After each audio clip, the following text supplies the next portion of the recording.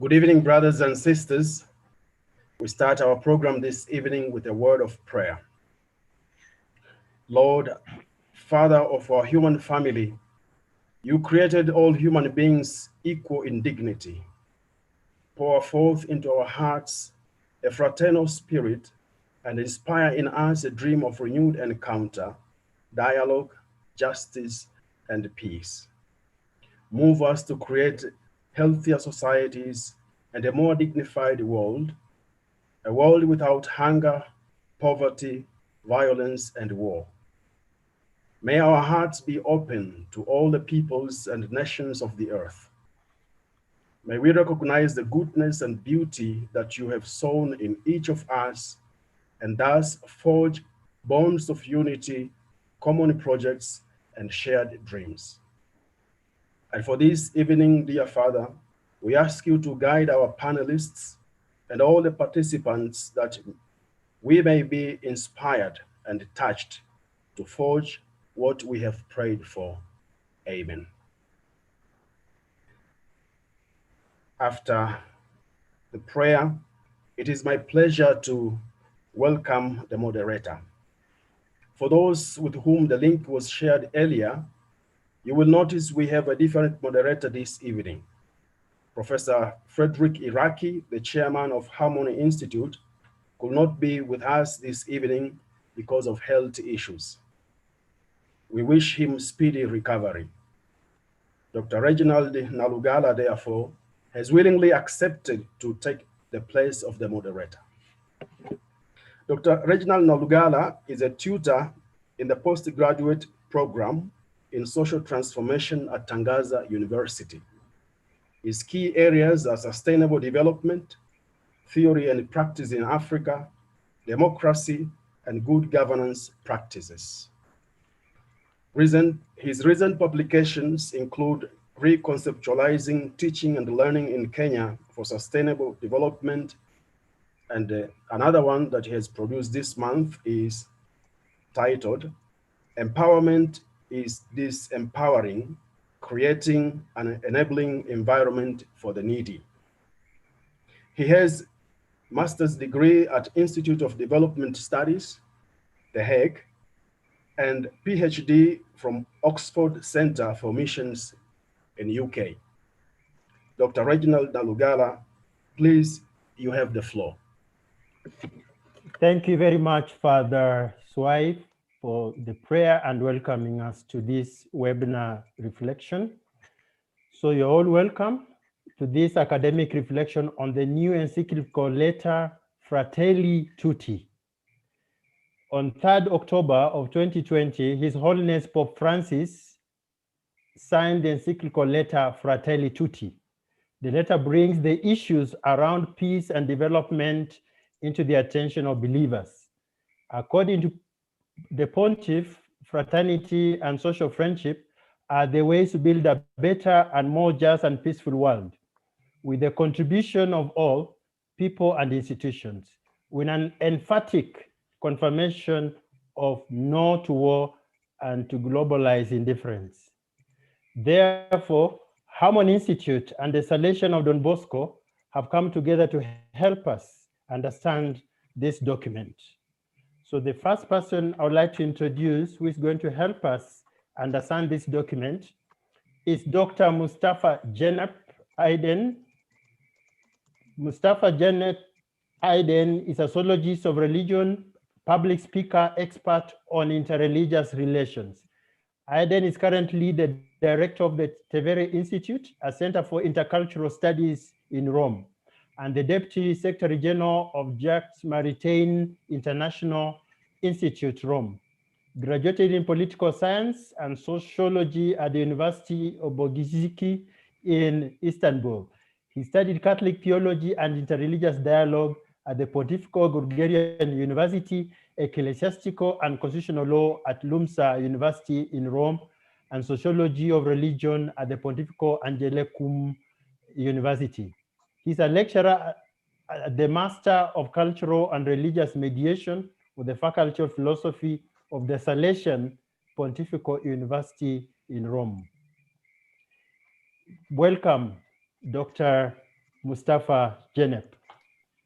Thank you very much, Dr. Reginald. I'm really happy, very honored to be part of this event. I would love to be over there with you, but just this health emergency, just oblige us to meet at online. But that's maybe this better part. We have to see the health full of the glass, and that's just a great pleasure to be here. The encyclical of Pope Francis, Fratelli Tutti, of course, is a milestone in the interfaith and intercultural, interreligious dialogue between not only Muslims and Christians, but with the Catholic Church and the whole world. And we can, and in this way, I would like to make a very rapid reading of the encyclical within, I will say, two perspectives. The first perspective is this encyclical is a social encyclical. It's a part of the whole, list of encyclicals starting with the Rerum Novarum, the Leo the 13th, and then arriving here just through the magisterium of the 20th century. And that's why we see so many themes which are related to the social doctrine of the Catholic Church. On the other hand, it is an encyclical which is, of course, very much identified with the name of Holy Father, because, since 2013, since he has chosen this name, we are trying to also understand the effect of this name on his pontificate. First of all, we have seen this in the encyclical Laudato Si, that relation between St. Francis and the nature, the contemplation of nature, and then how it's relating to the faith experience. And then now with last year, as you know, at the beginning of the encyclical, Pope Francis makes a clear reference that he has been encouraged by Imam al-Azhar, Ahmed al-Tayyib, to write this encyclical, because last year was a very particular year for Muslim-Christian relations. We celebrated the 8th century of a very particular historical meeting between St. Francis of Assisi and Sultan al-Kamil of Egypt in Damietta during the Crusades. As they have shown that courage, that I will say a way of reconciliation, even during a crisis, a war between Muslims and Christians, that historical event encouraged also Muslims and Christians of today to open up new ways of dialogue. And last year, that was confirmed by the Abu Dhabi declaration, and that actually was cited several times in the document. That's another part to be remembered. But its relation to Francis, St. Francis of Assisi, of course, is not only that aspect, that meeting in Damietta. Another aspect is how to relate, actually, with others, and particularly with Muslims. Also, that is part of the rule of St. Francis. That is also explicitly, just part of this encyclical. Another aspect is, of course, whatever we are trying to understand today as a dialogue in action, dialogue as collaboration, that is finding itself with two aspects together: praying together, to work together, especially to work together for peace. And that is, of course, bringing us to 1986, 27th of October 1986, when St. John Paul II invited religious leaders to Assisi to pray together for peace. And that is, of course, it's not a coincidence that now Pope Francis did not actually proclaim this new encyclical in Rome, in the Vatican, but he wanted to do that in Assisi, praying in the very tomb of St. Francis, from which he has been so much inspired for his pontificate. Within this context, that's also important. The name Fratelli Tutti, just, okay, the first thing that comes to our mind is that is just the big human family. And we are part of the same family as sisters and brothers. Then it is in the very specific for Abrahamic religions, for Jews, Christians, and Muslims, that is another, I would say, brotherhood, stricter, that just being the children of Abraham. But here, if you look at closely, what does it really mean, being brothers and sisters, according to the Encyclical Fratelli Tutti? That is actually a call to, actually, I will say, a brotherhood, a fraternity in progress, work in progress.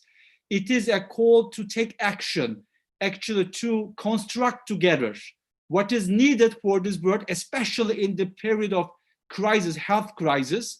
Just as we can remember when Holy Father during the Easter time was alone in the St. Peter's Square, and we were watching him and we were listening to his words, and he said very clearly, no one can be saved alone. And that's issue of salvation is, of course, very important, especially for dialogue between Muslims and Christians, because as you know very well, the Catholic Church approach to Muslims is so much, all the time, there are several references in the magisterium, but usually we go back to the two important documents of the Second Vatican Council.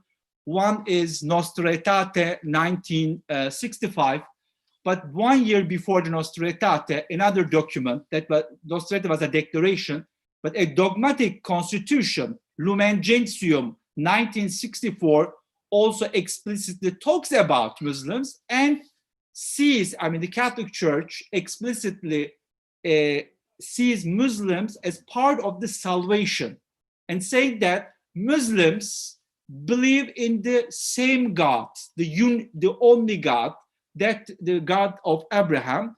Why I'm just making this reference? Because this reference is important just to understand what really Holy Father intends to say. No one is saved by alone. That is a call in this particular, approach to Muslims, but to all of the people of goodwill, to work together, to feel themselves brothers and sisters in this world, and then just to embrace the humanity as not only just somebody that you are sharing the world, but that you really feel yourself connected.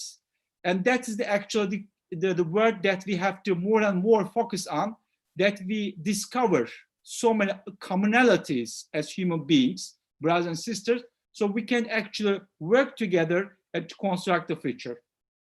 In the encyclical, we can make so many references, but I would like to make very brief important points just to remain in the time that we are allowed to speak. For instance, the encyclical makes a very important reference to relation between religion and violence.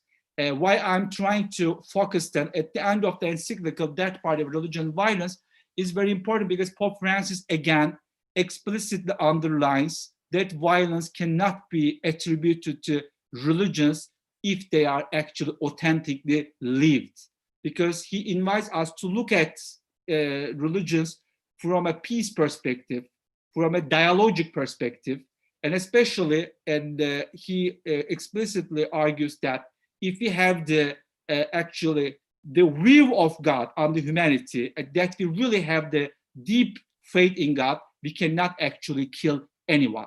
And I think it's a great pleasure that we learned today in the Twitter of Pope Francis and Imam Ahmed al-Tayyib of Egypt.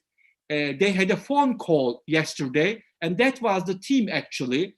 In that phone call, again, Pope Francis and Ahmed al-Tayyib, they again, announced the word through social media, through Twitter, saying that religions cannot be, related to violence. Violence, as it mentioned in the encyclical, It is something part of our humanity, but there are so many ways to combat against violence, to find solutions against violence. And that is actually the part of the encyclical that I would like to underline. Coming to the end, that encyclical finishing with a prayer. As religious leaders come together in 1980 in Assisi, and subsequently every year they come for different reasons in Assisi or somewhere around the world to pray together. And this encyclical also invites us to pray together, as Pope Francis and Ahmed al-Tayyib that did this invitation 1 year ago in Abu Dhabi, inviting everyone to pray together, and not only just work together, but pray together in the sense of the Benedictine order, ora et labora. And there is this another important reflection, reference to Charles de Foucault through these prayers, because when we talk about a Muslim-Christian dialogue, especially feeling as brothers and sisters, in our faith, Charles de Foucault is an important witness of the 20th century because he just lived among Muslim Tuareg and giving witness to the gospel, but unfortunately he became also then martyred among these people, even though he was just living peacefully over there.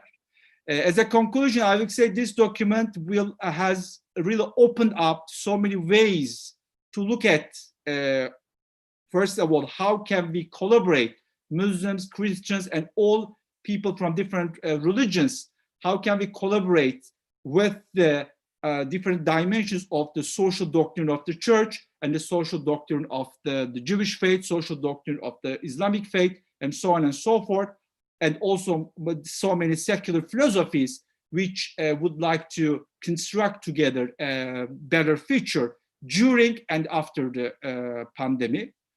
But also, secondly, it gives us a new approach for interfaith dialogue.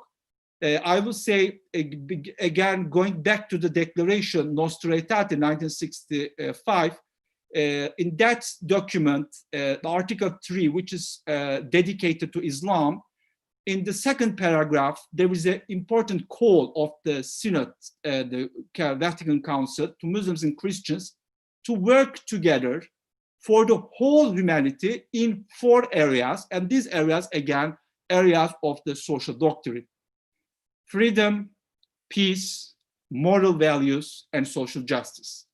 In this encyclical, we see actually very concrete examples to work together in these areas, and then bring this, not only work together, but bring the fruits of this work to the whole humanity. Thank you very much. Thank you very much, Dr. Mustafa Cenap, for this very informative presentation. And for the audience out there, if you have any questions, keep informing us so that we can have a good discussion at the end of this first session. So I would like now to invite the second speaker, who is Dr. Sahaya Selvam. He's a Catholic priest with the Salesians of Don Bosco. Originally from India, Selvam has been serving religious and academic contexts of East Africa since 1992. He has separate undergraduate degrees in philosophy, sociology, and religious studies, and 2 master's degrees in philosophy of religion and psychology of religion. He completed his PhD in psychology at the University of London in 2012. He has contributed to several peer-reviewed academic journals and written several books, the latest being Pastoral Psychology for Africa by the Paulines, 2019. He's currently a member of Global Research Team on Service Learning and Spirituality in Catholic universities worldwide. He defines himself as a priest, psychologist, and pedagogue. Welcome, Dr. Selvam.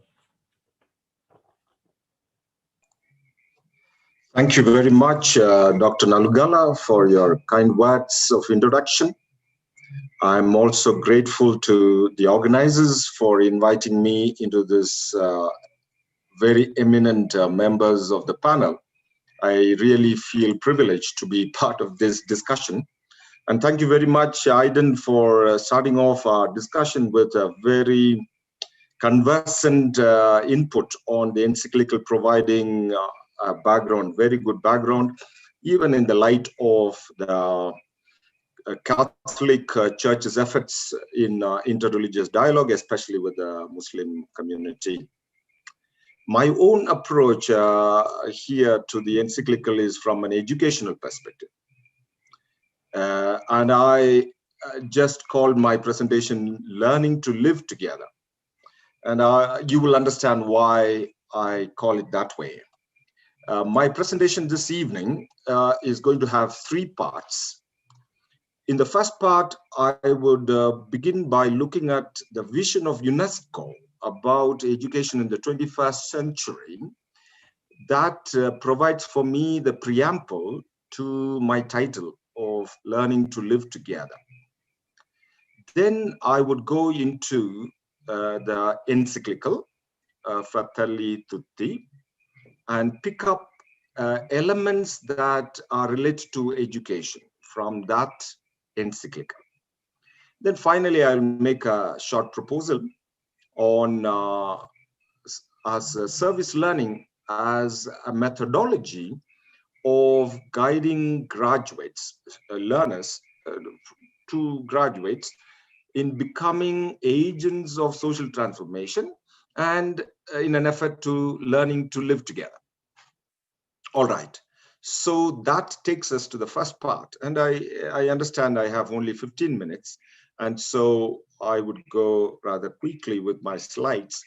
And I suppose you can look at my slides faster than hear my speech. All right.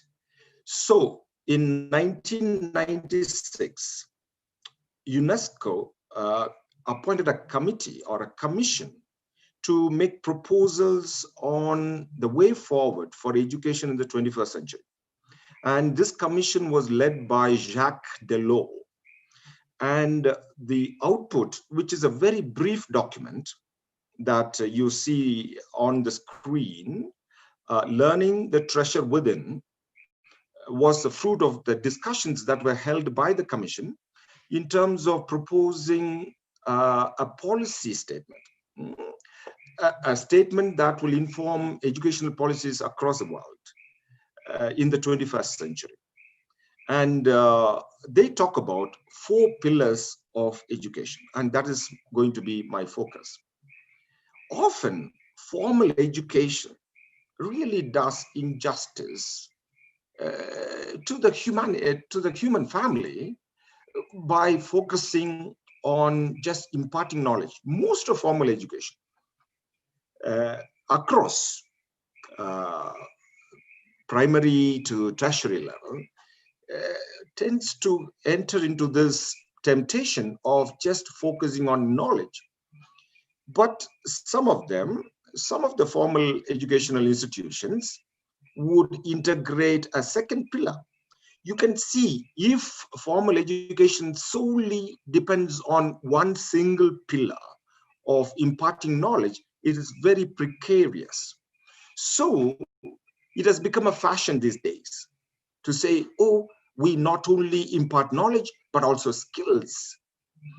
But using the terminology of the UNESCO document that I refer to of 1996, it says it is 21st century education is not going to focus on imparting knowledge, but imparting methodologies of acquiring knowledge. That's why they call that first pillar learning to know. Second pillar then is learning to do. It is not about skills, but a set of competencies that are highly agile and adaptable. But where the document becomes interesting is that they add 2 more pillars. Learning to be, it's about character formation, value systems, a moral development of the learner. And finally, learning to live together. actually, the document talks about learning to live together as a basis for all other pillars. In fact, even in learning to know, in acquiring knowledge and methodologies of acquiring knowledge, we can practice collaborative learning.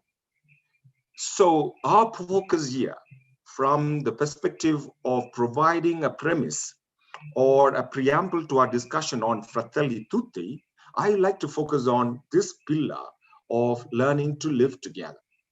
So this is a summary: learning to know, learning to do, learning to be, learning to live together.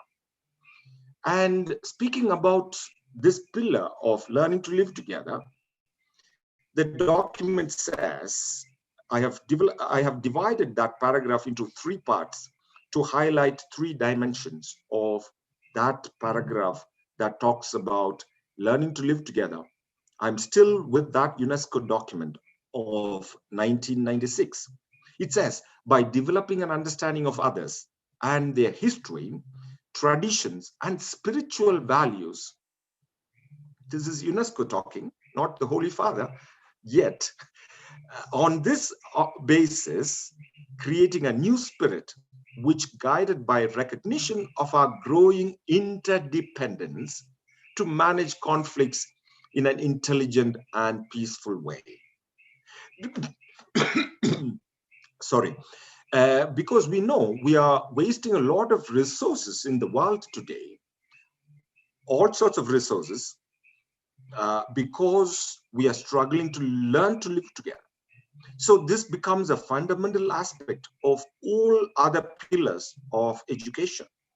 So this slide breaks down further. There are 4 dimensions of learning to live together. First, we need to be aware and understand the differences, specific identities of individuals and groups of people, appreciate that difference and cooperate, and in such a way that we can build a peaceful society. So having established that premise from a very secular perspective, I would like to look at in my second part of the presentation on the encyclical Fratelli Tutti, which is the subject of our discussion this evening. And I like to focus on education to fraternity. The document is about fraternity and social friendship. So how do we educate people, young people, all of us, to fraternity and social friendship?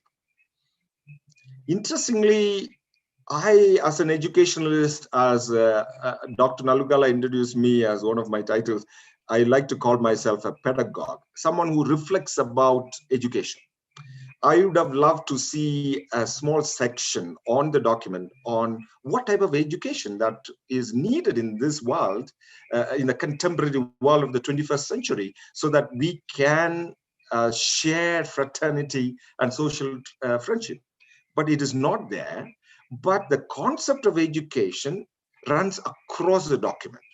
And different terminologies are used. Often it talks about cultivating, forming, building, and sometimes the word education itself is used.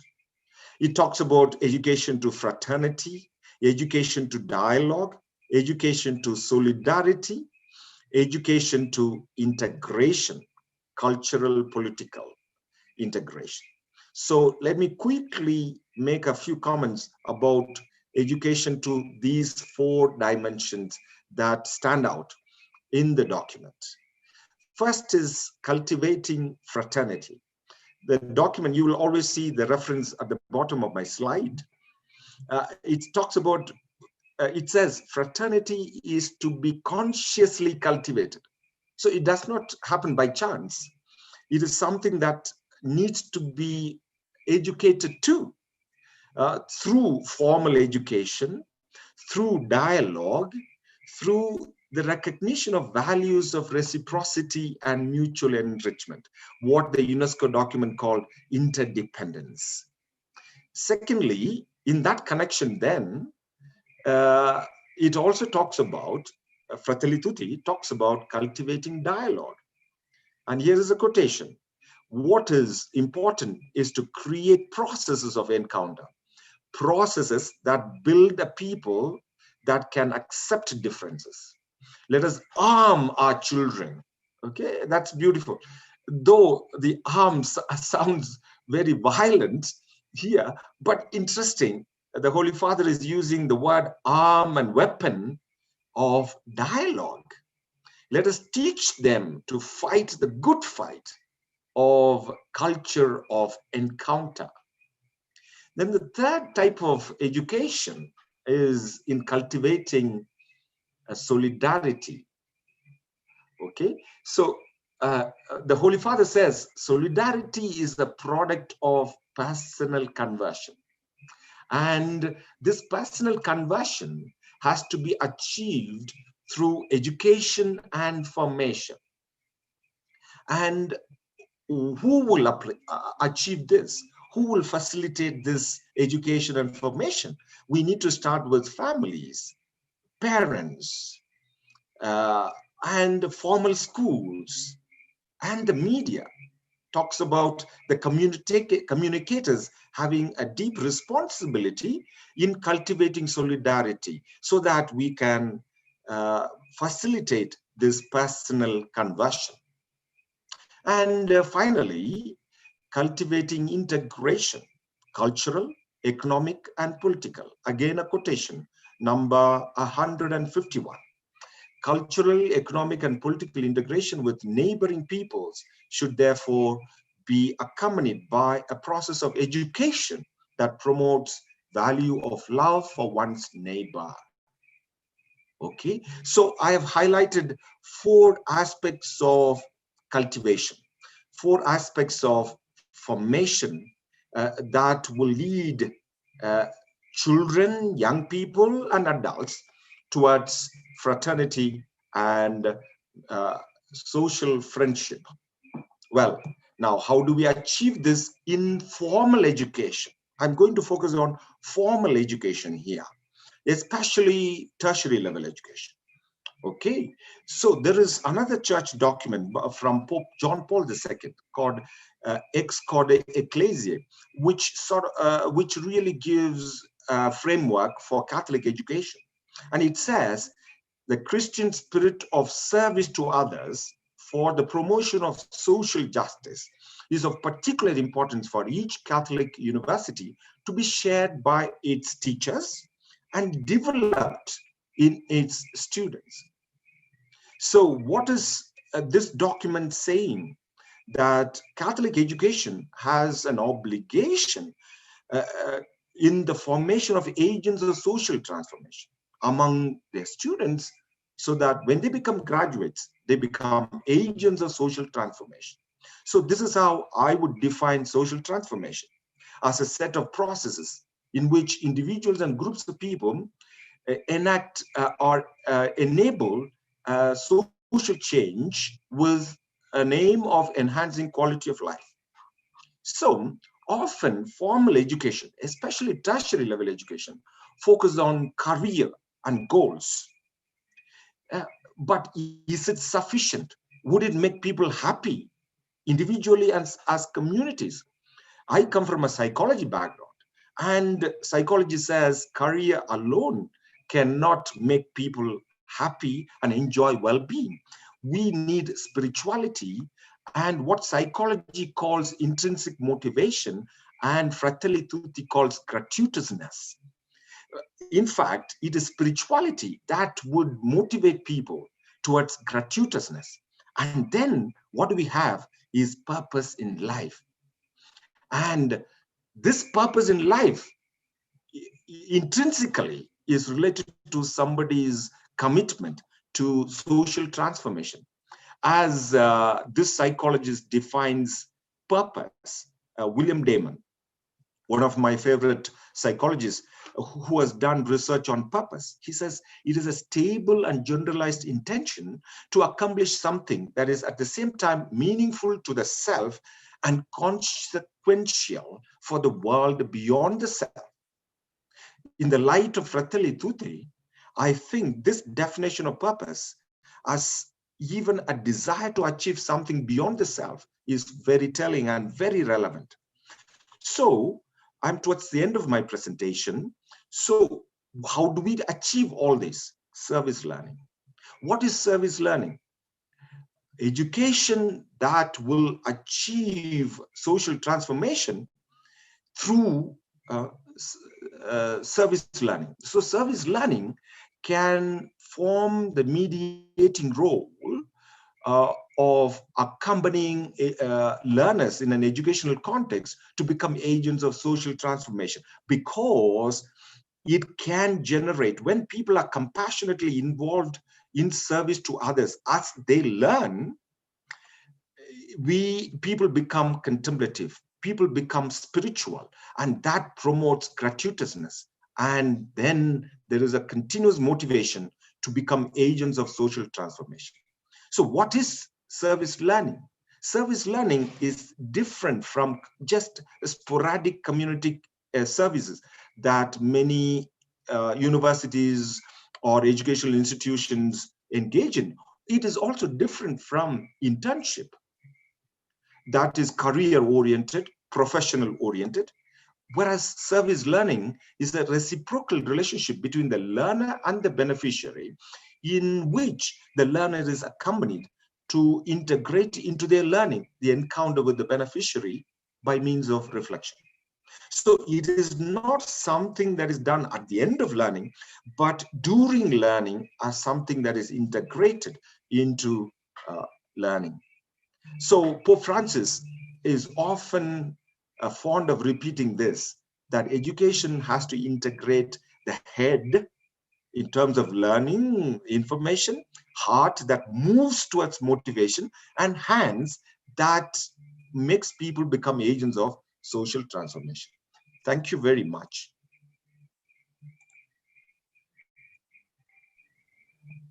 Thank you, Dr. Sahaya, for this very interesting presentation, your perspective on education, linking it to Fratelli Tutti. Thank you very much. Our audience out there, continue sending in your questions so that during the panel discussion, you can engage with our panelists. We'd like to move to our third speaker, who is Dr. Vincent Ogutu, the Vice Chancellor, Strathmore University. He sees his role as a teacher consisting of two basic things: constantly searching for powerful transformational insights and then sharing them with the world. He has a research background in the psychology of meaningful work, the PhD from Rutgers University, USA, and also in economics and Master's Science, University of London, Bachelor of Arts, University of Nairobi. He looks forward to engaging with the people on how to create a friendlier world as proposed in Fratelli Tutti. Let's welcome Dr. Vincent Ogutu. Welcome, Doctor. Thank you very much, Dr. Reginald, and thank you, Harmony Institute, for inviting me to this panel. Very well chosen topic, very, very timely, and great to be on the panel with Mustafa, Aydin, who just gave us such a nice historical background to Fratelli Tutti. This story started many, many years ago, and he even emphasized to us how Pope Francis is living up to his name. We now begin to see why he chose that name, Francis, and he's imitating St. Francis in so many ways. His love for nature in Laudato Si, and now his fraternity with the Muslims, his trip to Egypt, fantastic recap. And then my friend, Dr. Selvam, we've known each other for a while, and he's brought a really good perspective of learning and how we have to learn to live together. So thank you so much for that contribution. I was wondering how to start this topic because I'm a natural optimist, but then at the same time, we're dealing with something very pessimistic here. That's why the Pope is speaking about this in the first place, because the world is so divided. So I'm going to give in to my optimistic side and start with an optimistic story. And this dates back to when I used to live in New York. And I went to the States on a scholarship, and I met a Croatian who was there on the same scholarship, on the Fulbright scholarship. So we used to meet, we became very good friends. And on one occasion, he went for a holiday back home in Croatia, and he went for summer holidays. So when he came back, we were catching up. So how did you spend your holiday? How was it? And he told me, you won't believe this. I met some Kenyans in Croatia. And I asked him, what were the circumstances? So he said, I'd actually gone to a disco. We were going to party. And I was standing in line to enter the discotheque. And there were these two black gentlemen. And obviously in Croatia, that is not common at all. They were the only African-looking people in the line. And him being a very friendly person, he asked them, I'm curious, where are you guys from? And they said, we're from Kenya. He said, Kenya, I have my friend Vincent in New York. You guys are not paying. You are not paying. So then I told him, so what did you do? He said, I just made sure that they did not pay. I didn't have money, so I couldn't pay for them. But I went to the bouncer and I said, you have to let these two guys come in for free. And he said, why should I do that? He said, because they're from Kenya and my friend Vincent is from Kenya, that's why. So the bouncer was like, whatever, he let them in. So my promise to him was, if I'm ever entering in line somewhere in Kenya and I meet some Croatians, they are not paying. I'm gonna make sure they get in for free. I have to pay back this favor. So I wanted to start with that story because I think that's the kind of world that Pope Francis is thinking about. You know, why can't we just treat each other like brothers? So this guy was my brother in New York. We were such good friends over there. And so when he meets somebody who looks kind of like me from my country, he just immediately says, this is a brother, these are friends of my brother, Vincent. So that's it. He had that amazing fraternity. And why isn't the world like that? Instead, we're so divided. And in fact, my second story for you, this comes from, I'm not going to reveal the identities and all of that because they may get into trouble.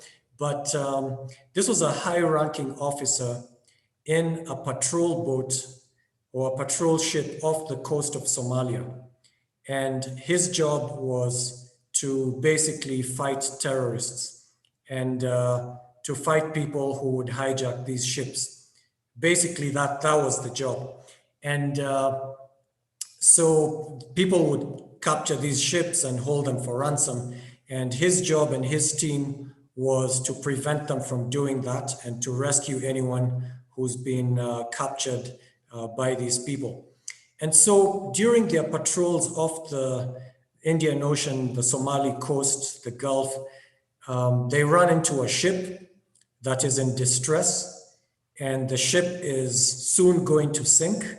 It has, I think, hit a rock or something has happened. And the people on board the ship are basically Africans who are trying to go to Europe. They're trying to get away from Africa because of trouble back home, no opportunities back home. They want to go as illegals in Europe and settle there. And so they find them and they realize if we just leave this place, these people are all going to die. So they radio back to their country and say, can we take them on board our ship? And they're told to do what? Then he says, well, to take them to our country, I guess, as we figure out where to take them. And then they're given instructions from high up, we are not going to take them.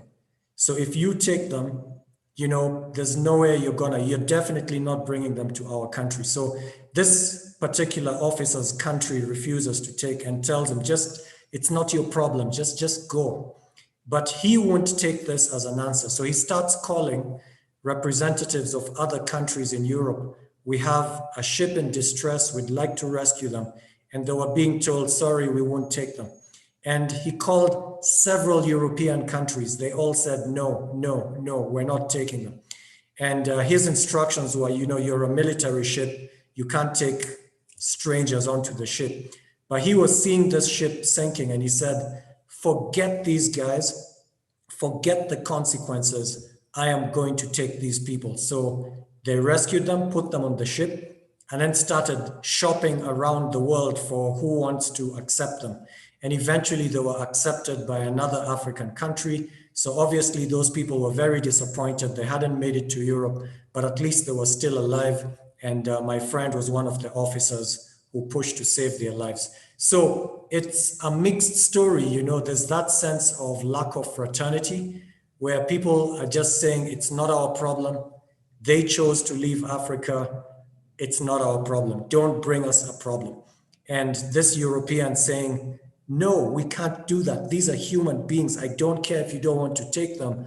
But if I'm fired, if I lose my job, I don't care. These are fellow humans. I'm going to do something about it.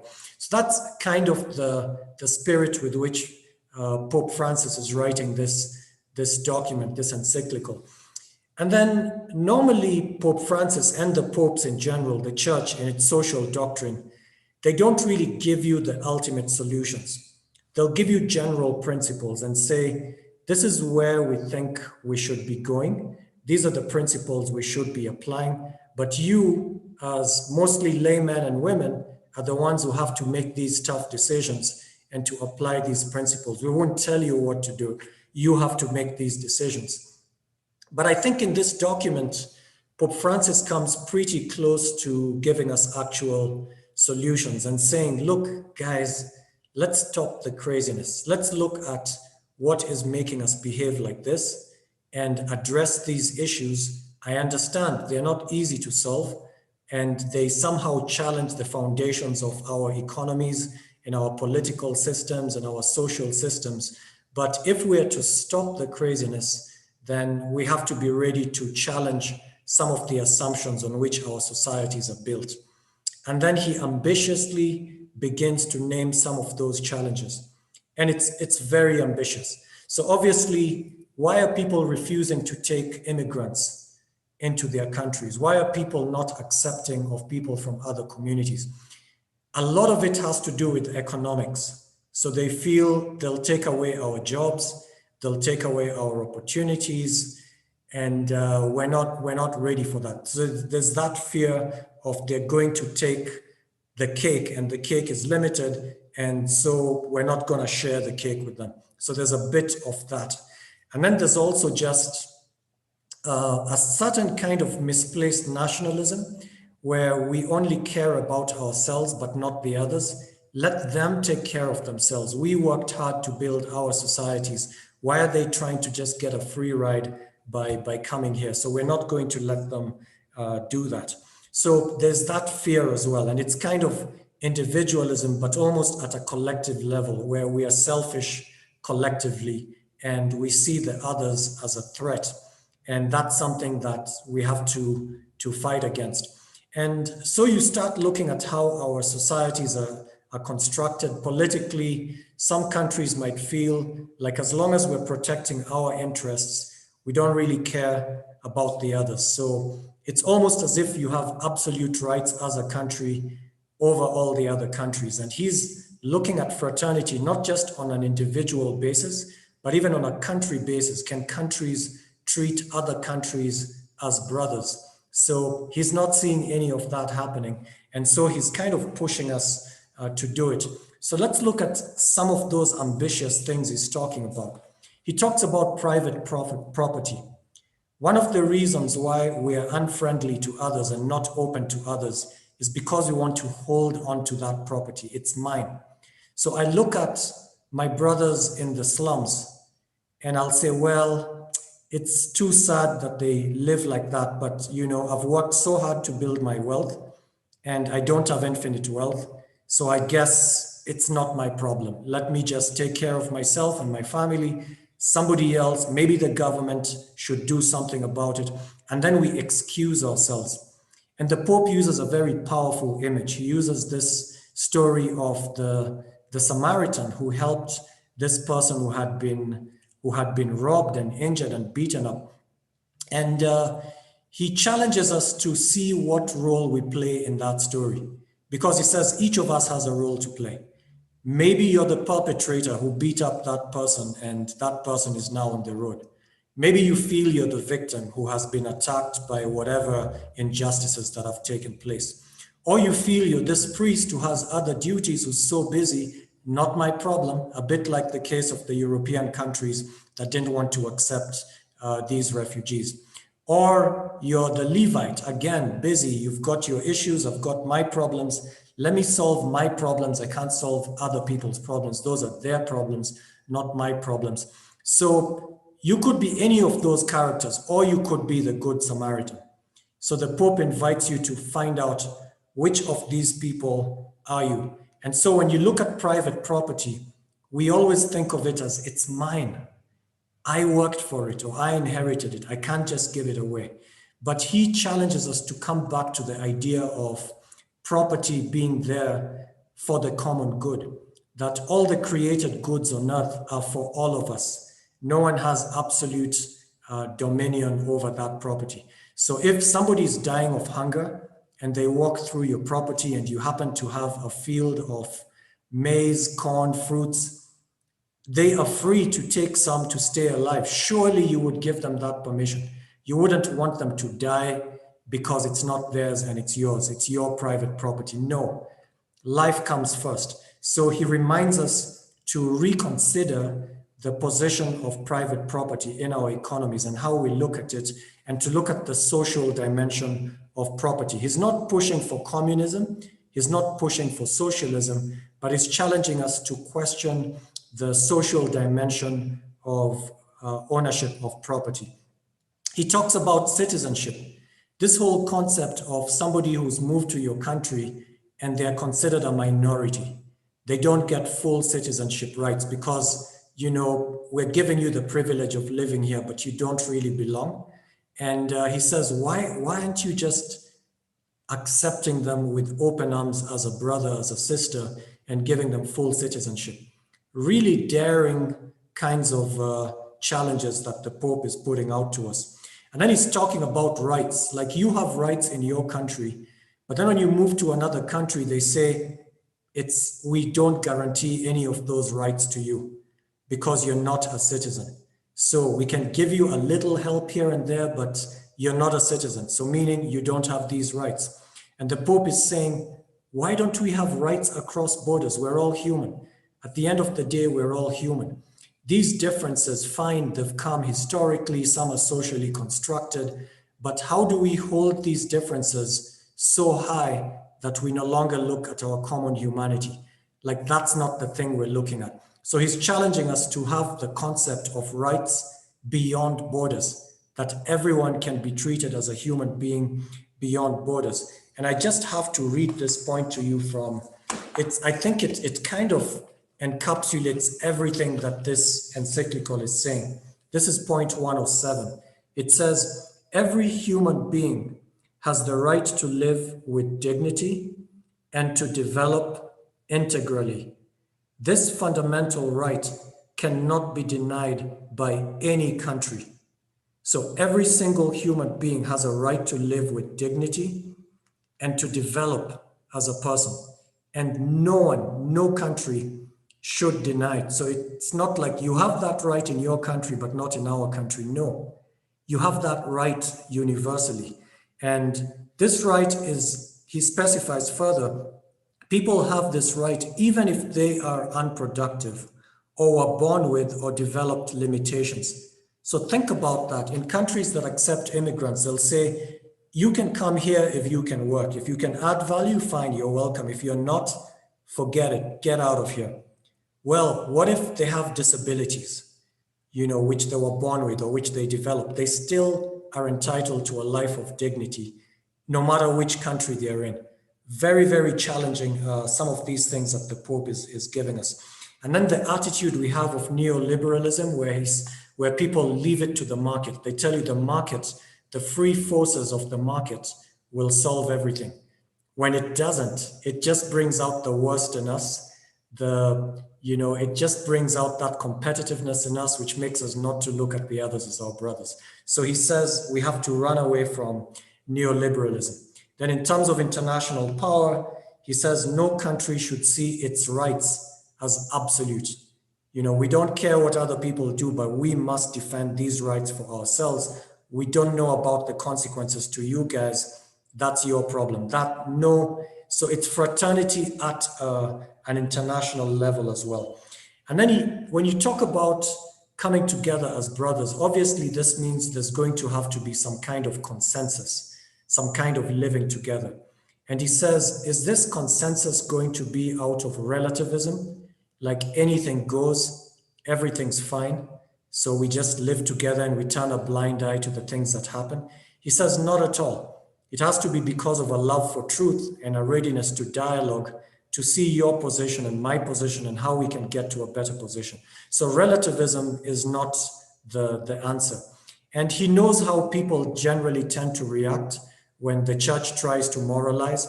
They tend to have this skeptical approach. Like, come on, we're in a liberal society where people can have their ideas and whatever they think is right is right. So who are you to try and come and start moralizing here? So there's a lot of skepticism that we're ready to face when somebody just comes and says, treat everyone like brothers. So they'll immediately laugh skeptically, like, what a suggestion. What a ridiculous suggestion. That, of course, that's not going to happen. So the Pope says, I'm inviting you not to be skeptical, to actually take this seriously, precisely because we've not taken it seriously, we have the results that we see now. For us to have different results, we have to take it seriously. And he says the foundation of that is the truth, it's dialogue, and don't be skeptical because you say the church is naive. All this, good feeling stuff, it's never going to work. We're not saying that conflicts can all just disappear just like that. And he actually specifies that, yes, there is such a thing as legitimate conflict, that your understanding your oppressor doesn't mean you give them permission to do whatever they want. You have to stand up for your rights, and there are times when you'll have to fight for your rights. But it doesn't mean that you treat them like an enemy either, and you forget their dignity as human beings either. So he invites us to live that life of dialogue. So finally, what's the kind of call to action that the Pope is challenging us to live up to right here? I'd say the first starts at an individual level. Each of us have to say, what part am I playing in that Good Samaritan story? And face the truth, because the Pope says all this is going to change if we start from a position of truth. So face the truth to yourself. How do I act in society? Do I wash my hands and walk away? Do I justify myself like the priest and the Levite, that I'm living a good life, I've got duties, this is not one of them, it's not my responsibility, I've got other things to do? Is that how you react? Do you have biases that maybe you inherited from your family because of the narratives that have been given to you over the centuries? There's a fascinating topic of this particular encyclical where he talks about memory, how of course bad things happened in the past, and that's why our people tend to hate those other people. So go back to those stories, unravel them, and then forgive from your heart. He says he's not going to advocate for entire communities, forgiving entire communities. It's hard for anyone to stand and speak on behalf of an entire community. This has to happen at the individual level. So he's asking you, revisit those memories and reach that point of forgiveness. Not forgetting, because we learn a lot from history, but forgiving. So go back to your biases, do a deep examination of yourself and see where that lack of fraternity and hatred comes from. And then have an open heart, because when you meet people who are from other places, you learn a lot. So my friendship with my Croatian friend was fantastic. I felt like I had a home away from home over there in New York, because I had these brothers from other countries like Croatia. I mean, amazing. So try and have that open heart to build new relationships, to learn new things, have that courage. And then remember what the fundamental thing is, that we, at the end of all, when everything is said and done, we're all human, we're all brothers and sisters. Thank you very much. Thank you, Dr. Vincent Ogutu. Fighting our fears because of misplaced nationalism. Thank you very much. There are a couple of questions that have come up. and I think there's a question for each of the panelists.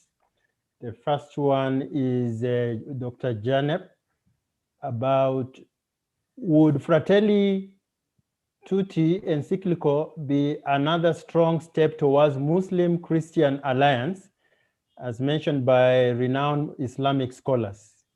So if you can take that question. And then there is one for Dr. Selvam. Can we say the new encyclical is a flag bearer for dialogue from the grassroots to the top? Perhaps living in Kenya, BBI is there. So anyways, yeah.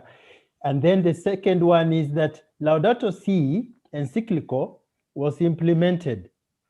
How can we go about implementing Fratelli Tutti the way we did with the Laudato Si for Professor Selvam?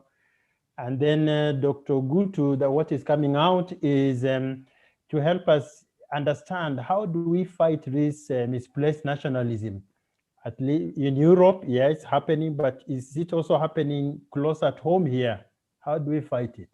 So please, Dr. Cenap, you could kick us off. Thank you for the question.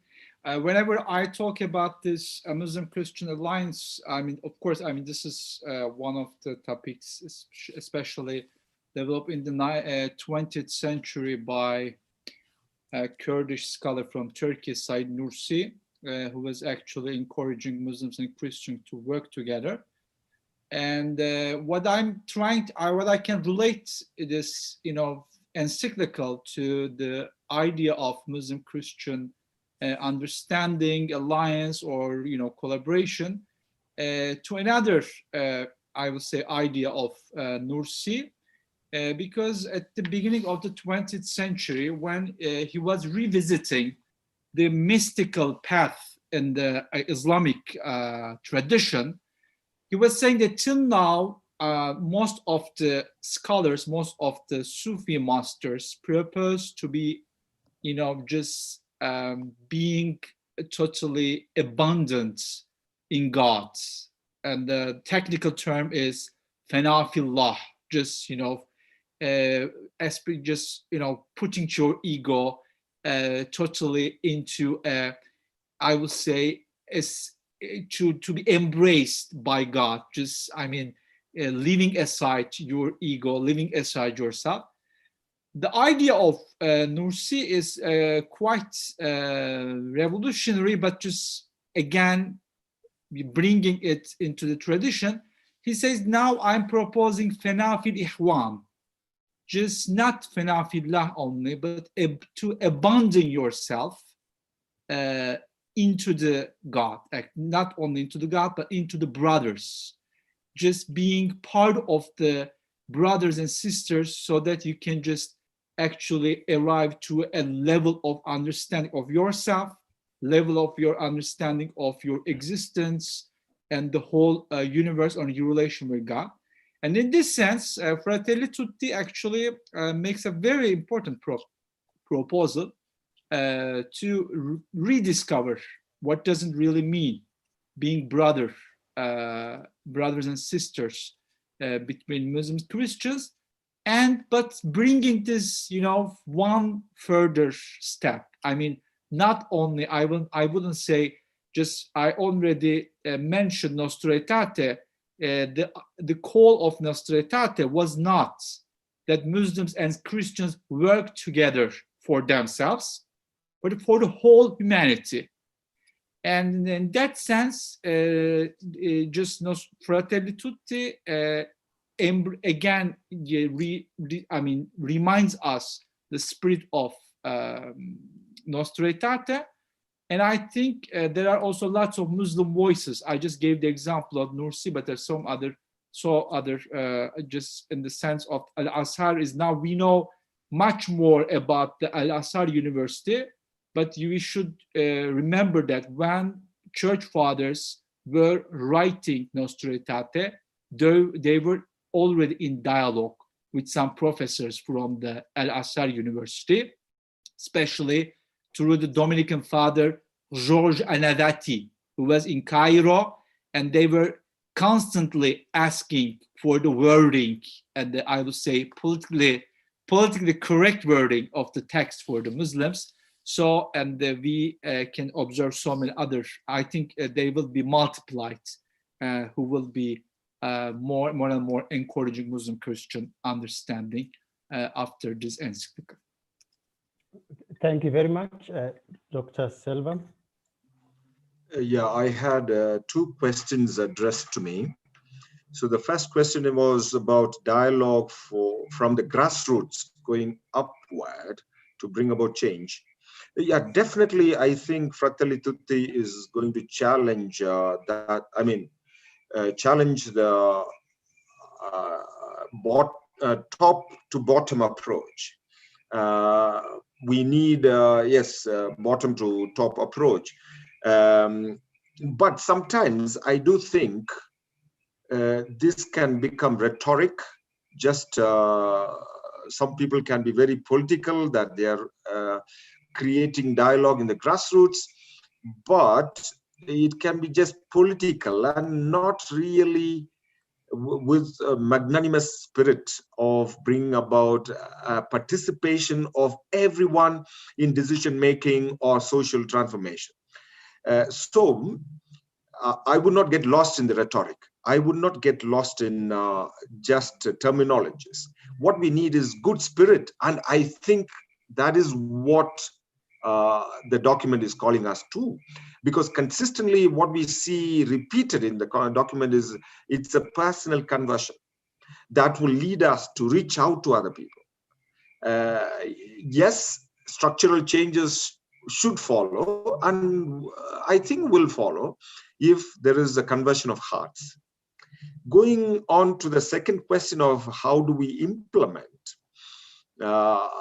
Fratelli Tutti, as there is a very wonderful outcome out of different levels of implementation of Laudato Si. I think we need to go beyond just discussions.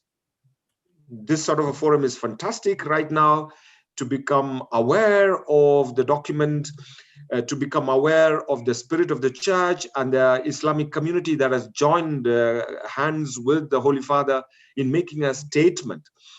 And I think it is not just a religious statement, it is a political statement. And people of goodwill have to come together. People who have the political will have to make changes. And being consistent with the approach that I have taken for my reflection this evening, I like to focus on education. For example, in the recent years, I've come to discover the whole wealth of social transformation enabled by an approach of education that is service learning oriented.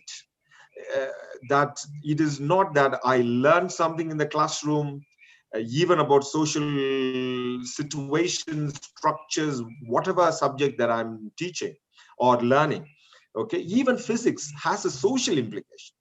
Even technology, definitely science, STEM subjects have their social implication. We are not talking about just social sciences or psychological life sciences. Even science and mathematics have a social implication. So how do we integrate the social implication into the classroom learning in such a way that everyone becomes aware that there is an obligation that we carry as scholars, as learners, and as faculty members, that we have a commitment, we have an obligation to building fraternity and social friendship as this document calls for. So I would start with Catholic educational institutions to implement this in a very concrete way. And then it should have a ripple effect going to educational institutions. And, you know, when a dictator wants to control a country, what do they first do? They take control of the educational system, because educational system is the one that is going to consistently change the society. So if we want to change positively in the society and invite people to learn to live together and build fraternity, then the positive aspects and positive approaches should permeate our educational institutions, our curriculum, not only the written curriculum, but also the hidden curriculum in terms of institutional culture of educational institutions. Yeah, thank you. Thank you very much, Dr. Selvam. Dr. Ogutu? Yes, indeed. So I was asked how we can fight misplaced nationalism. So obviously you should be proud of your country, but if you have misplaced nationalism, you're only thinking of your country, you don't think about other people, and you have a very insular view of life. So what the Pope is asking us to do here is to be universal. And if you go back to the meaning of the word Catholic, that's really what it means. You know, if you're to be truly Catholic, then it means you have to be universal. And he has a long section where he's talking about globalization and our place in the world. And, you know, I kind of found the quote and then I lost it again because I was paying so much attention to what Father Selvam was saying, then I lost the page again. So basically what he was saying is that when we're talking about globalization, it's not that we acknowledge that the world is the sum total of many different countries. It is also that we acknowledge that the world is the communion between those different countries. So it's not just a question of we're all different, then the sum total of this is the world. No, we're supposed to interact. We do interact anyway. And that interaction is supposed to actually have an impact. It's supposed to enrich you. So nobody should feel my life is complete. I don't need anyone. I don't need to learn anything. Father Selvam has been talking about, you know, learning. And part of that means you're ready to change. You're ready to pick up something interesting that you didn't know before and to let go of some things that maybe you had. So that openness to learn comes from, allows you to interact with other people and to come out richer, but without losing your identity. That's what the Pope talks about as the local flavor. So you should have this universal outlook, but you have a local flavor. You're not letting go of your roots and the things that you're proud of and where you come from. And you did ask about, is this happening? We've talked about Europe. What about nearer home? Oh, we're not off the hook. We've got our own problems right here. When you think nationalism, you've been made to think of it at a country level, you know, and yet a nation is not really a country. A nation is a group of people who identify in the same way. So in some places you have a nation state because all of them are one people. You know, Italy would probably be a nation state, but in other countries, you might have people from different nationalities in one country. And that's kind of what happens here in Africa. So the different ethnic groups or communities or tribes are different nations sometimes. And you could have this same idea of nationalism where you're thinking of the in-group and you're rejecting the out-group, the others. And we've seen this in play in Kenya. Right now, we have people called IDPs, you know, internally displaced persons. I mean, you're thinking of refugees from other countries coming to Kenya. No, we have Kenyans who are refugees in Kenya because they've been displaced from where they grew up by other Kenyans because of this misplaced nationalism of feeling this is our land, this is our tribal land. Nobody else should come and live here. No one else is welcome. So we're facing it as well. And so to your question, how do we fight it? What do we do? I think the first thing is to acknowledge that it's happening, to see where change needs to happen, to actually, again, like I was saying earlier, to examine ourselves at a personal level and also at a group level. How are we treating other groups? How do we talk about them? What are the stereotypes we use when we're talking about them? And that's one of the first things we'll have to deconstruct, because I'm part of a group called Citizens Pathway Group, and we were formed during the election crisis 2007, precisely when this IDP phenomenon emerged. And we decided that yes, there are some good stereotypes, and those are the ones that make us proud of our individual differences and cultures.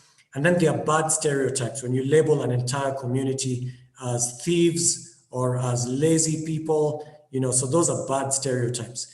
But if you say they're very flamboyant or they're good at business, that's a nice stereotype where they're proud of, and we can tease them about it as well. So you have to look at it at that level as well. And then the Pope talks about solidarity and how to teach it at the family level. So the narratives that you teach at the family level are what the children grow up believing about other communities. So if you're always talking negative, and maybe some negative things did happen historically, but you're only giving one side, then that's how they grow up thinking about the other people. Just yesterday, I was watching a video of an African American who was talking about how her views changed when she listened to a Jewish American who had immigrated after the war, the Second World War, and listening to her and the way she actually, this is the daughter of the person who immigrated, who was talking about her mother, and said, you know, my mom told us about coming out of the prison. She never told us what happened in the prison. She would refuse to speak about that. She'd only speak about the day they left the prison and how, as they're coming out of the prison, there were all these German families outside clapping for them and welcoming them. And that's not the usual narrative you hear. So people will tell you just the negative side, that they were mistreated, and you'll basically say all Germans were bad. But this woman, out of the generosity of her heart, only spoke about the common German people who saw these Jews coming out of the camps and welcomed them, almost like, we're so sorry about what happened. And that's the story that she gave in order that her children would not grow up hating Germans. And then this African American was saying, and I feel so guilty that in my case, I've taught them about all the bad things that were done to us. And I did it with all good intentions to help them get ready for a society that could, you know, punish them for just their color. But now I realize I went too much to one side. So that's another way to fight this nationalism. What narratives do you perpetuate in your communities, in your families? Thank you very much. Now there is a general question for all of us, and I think Father Swai can also contribute to this, is how does Fratelli Tutti speak to us about handling the COVID pandemic? So it's an open question, and anybody just feel free to share on this. Fratelli Tutti and the COVID pandemic, the elephant in the room.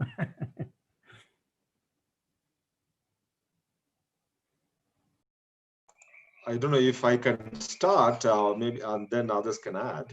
Sure. I think, as Pope Francis has constantly repeated in his reflections around COVID-19, that this is a time for solidarity, you know. And I would say, for example, in a very practical way, there is a whole debate that's going on if we have a viable vaccine, who is going to own it and how it's going to be used, and how countries that are vulnerable but do not have the capital to invest on vaccination, how are they going to deal with it? So it's a time for collaboration. On a personal level, I feel obliged to wear masks, not just because I fear getting infected, but I'm afraid I might pass it on to somebody else.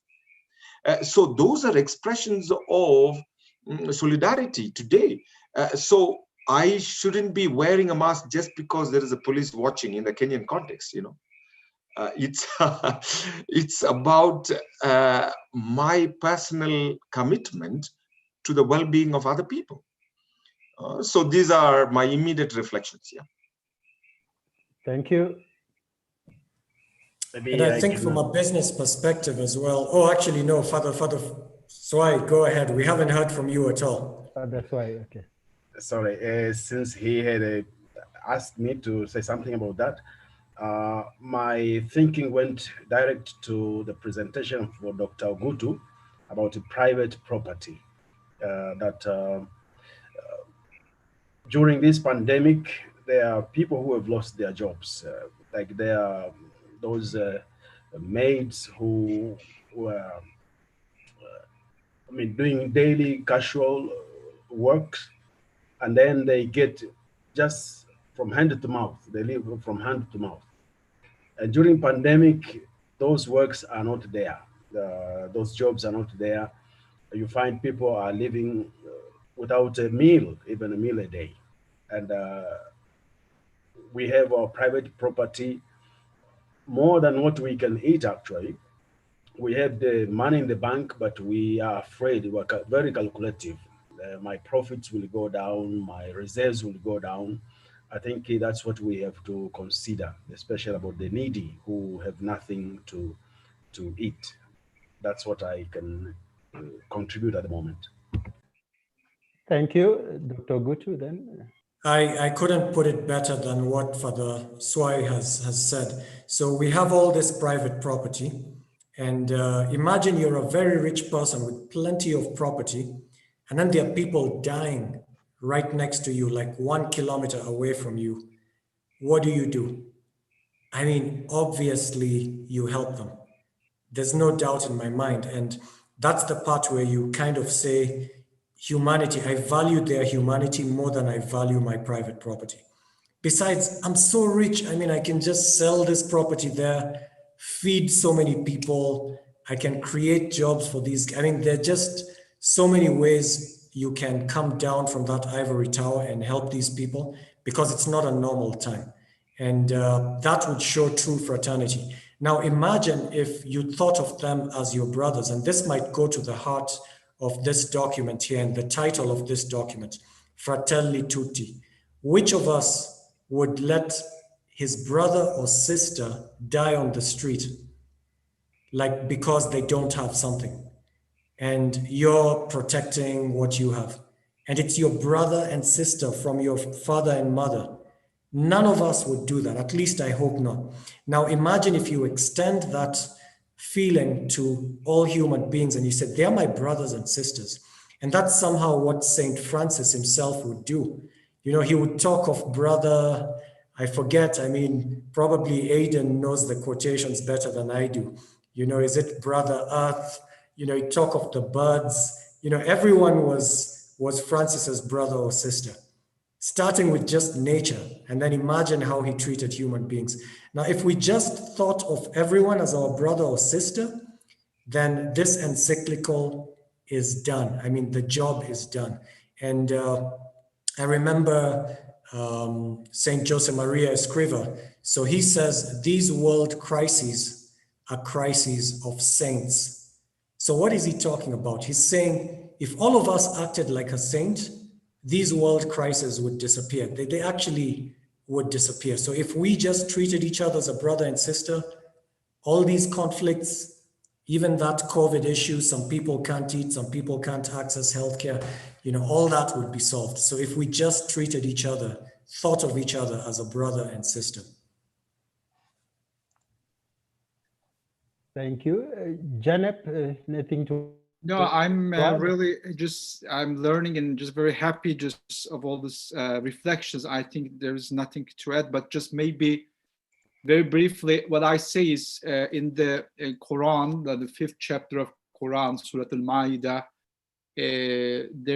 I mean, Christians are called as people of gospel, Ahl al-Injil. And that is actually the call of Pope Francis, the whole method of the Fratelli Tutti, especially for this crisis, to put concretely the message of gospel into the life. And you know, as Jesus was helping out to people on the margins who were excluded from society, in this very crisis, the exclusions, marginalizations, unfortunately multiplied. So the response would be a very, I would say, gospel-minded. This is the actually proposal of Pope Francis, and he is just inviting the whole humanity also first of all to work and just giving his redefining with several adjectives. What does it mean charity and love for our neighbor? And then just he invites us to work at the beginning and the local level, whatever we just find around, and then to find this connection with the global level. This is, I think, this could be happened. What Pope Francis was saying in the previous encyclicals and the apostolic exhortations and in his messages, he invites us to promote the culture of encounter not only just in the moments that we would like to encounter human persons, but recognizing their dignity, seeing in the other, in my neighbor, the human dignity, and that is the highest level of creation, so that they can just create this encounter constantly, not only just an act of charity and assistance. No, to find actually my own existence that is religious. I mean, everything is just based on this relational idea of existence. I do exist in relation to other human beings. Lastly, I will just add, thank you again, the Dr. Ogutu, just remembering us this being saint in the daily life. That is also a topic very close to Pope Francis. As you know, in the apostolic exhortation, Gaudate Exultate, he is inviting to everyone else to live sainthood in the very, moment of life, not just waiting to be a saint, just being a saint after death, but just, to live the sainthood at this moment. Since he just asked me this reference, yes, St. Francis calls Sorella Luna, moon, as sister, and the sun, Sole, Fratello Sole, as brother of his just son as a brother. That I would like to also respond to that. Thank you. Thank you very much. We have run out of time, unfortunately, when the discussion is just warming up. So we would like to thank Harmony Institute and the Salesians of Don Bosco for organizing this webinar discussion. And this juncture, I would like to hand over to the Director of Harmony Institute, Mr. Mustafa Genk, for the final remarks. Thank you very much. Thank you very much, Dr. Nalugala. It was really fascinating talk today. Respected panelists, Dr. Cenap Aydin, Reverend Dr. Sahaya Selvam, Dr. Vincent Ogutu, our moderator, Dr. Reginald Nalugala, our most valued invited guests, ladies and gentlemen, it's my privilege to have been asked to propose a vote of thanks on this webinar. I, on behalf of Harmony Institute and Don Bosco Development Outreach Network and the entire team, let me call it Fratelli Tutti here together, extend a very hearty vote of thanks to all panelists for gracing their important work and sharing with us their findings and opinions about the encyclical letter Fratelli Tutti of His Holiness Pope Francis on fraternity and social friendship today. We are all inspired by panelists' great words. I may continue with my short prayer in the name of Allah, the most compassionate, the most merciful. O our Lord, enable us that we may be grateful for your favors, which you have bestowed on us and on our parents, and that we may walk the righteousness that will please you, and admit us by your grace to the ranks of your righteous servants. Amen. Thank you for joining us. Have a blessed day and night. Thank you. Thank you. Thank you very much. Thank you, everyone. So, Thank you. this is the end of the program, yes.